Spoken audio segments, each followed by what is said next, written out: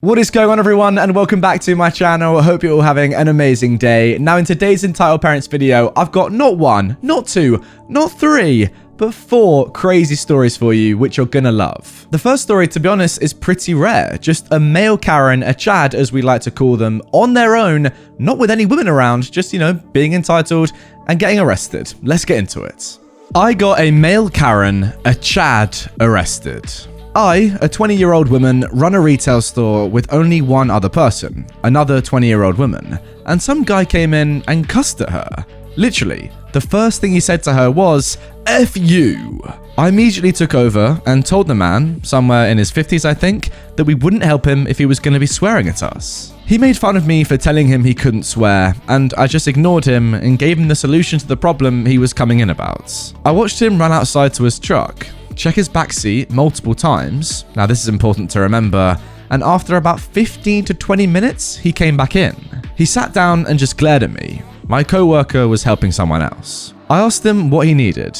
He said he'd tell me after our only other customer left. I told him he could tell me now, but he stood up and said, "I will leave when she leaves." I responded saying, "Listen, I've been nothing but pleasant with you your entire time of being here, and you've been incredibly hostile. I'm giving you 2 options. You can either talk to me right now so I can try to help you, or you can leave. Because at this point, what you're doing, sitting down and saying nothing, is loitering." He was fuming. He got right up in my face to intimidate me and gave me the most evil look I'd ever received. I stared right back at him. What's it gonna be? He broke eye contact and said, "I'll leave." He walked out the door, but he didn't leave. He sat in the front of his truck and kept looking through our window at us, waiting for our only other customer to leave. I pointed this out to both my co-worker and the customer, an older woman. The older woman told me to call the cops immediately and that the man was not mentally sound. I was hesitant, but she was right. I called the cops, but in the meantime, the man kept checking his back seat over and over again. When the cops arrived, they said hi to me first and then went outside to speak to the man. After about 5 minutes, I saw Mr. Karen trying to fight the cops. One of the cops came in later and told me the situation. So, he's going to jail tonight. There was something in the backseat of his truck that he's going to jail for. He was actually a wanted man. Are you all good here? One of us can stay here if you don't feel safe. I told him we were fine. He had me write up a witness report. It really makes me wonder just what was in the back of this guy's truck. Alright then, you lot, comment down below, what do you think exactly was in this guy's backseat? Most interesting slash, funniest answer, funniest idea, I'll pin as the top comment in this video because, I want to see the most ludicrous suggestion. What do you reckon someone would have in their backseat that they're so protective of for 15 to 20 minutes and then end up getting arrested over? I want to hear your funniest ideas. Let me know down below. Now for our second story, Mum steals my tickets for her kid. This happened pre-COVID. I was at a Dave & Buster's with the husband for date night. I'm playing one of those games where you shoot a coin down a slot and hope it results in pushing multiple other coins off the edge to get tickets. However, Dave & Buster's no longer gives tickets. You have to insert your game card when you're done playing to receive your ticket credits. I am the only one playing one of the machines. There are 5 other empty machines that others could sit and play at. All of a sudden, a woman is standing behind me and she says, "Excuse me, but you've been playing this game a while, and my son, who is probably about 6 years old, deserves a turn." Of course, I point out that there are 5 other identical games available, but that's not good enough for her. She says, "I see you have well over 400 points on this game. It's clearly the lucky one." I try to stick it out, but she's breathing like a dragon behind me, so I decide to leave. It's not worth it. I'm not even halfway out of my chair before the little kid is trying to get into it. No kidding, we touch butts as I'm sliding over. The mum pushes me out the way, and I say, "Excuse me, but I need to put in my car to get my tickets." The freaking dog, though, takes her son's card and shoves it in, looks at me and says, "Sorry, he's playing now, and they are his tickets. You are clearly too old to be here anyway. A child deserves them more."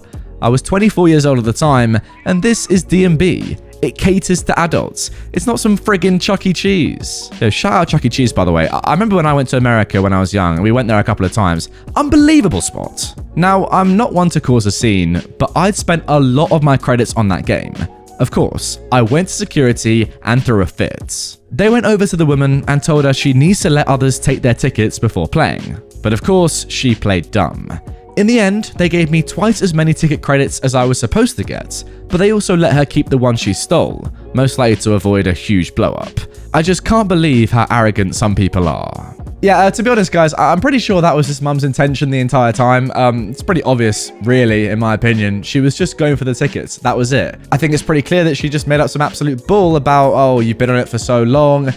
This clearly the lucky arcade machine. There are other machines, and one's not going to be more lucky than other ones, is it? I mean, let's be realistic. It was just a great play to try and get some tickets, steal some tickets, and get her kid something nice that he didn't earn. Pretty good stuff. It's a shame, because she actually got her way in the end. Yes, OP got twice as many tickets, which is great, but Karen still stole. Not great. Now moving on to our third story. Double book seats with an entitled couple on a 12-hour flight. Oh my god, that sounds horrific. This happened back when I was a kid, but there are stories here that reminded me of it. The situation. We were on a flight from Miami to Bolivia as a family of 5 with 3 kids under 12. We're getting on the flight, sat down, when an entitled woman and her entitled husband come up to my row. I'm sitting there in the same row as my brother and sister. The woman says to us, "Excuse us, you're in our seats." Now me, my brother and my sister have all been well versed in child travel by this time, so we pull out our individual boarding passes and show her. We're also assigned these seats. The husband says, "No, you're wrong, let me see those." We don't give them over. My dad comes over to see why strangers are talking to us children. "Excuse me, why are you talking to my kids?" "Or they're in our seats, look."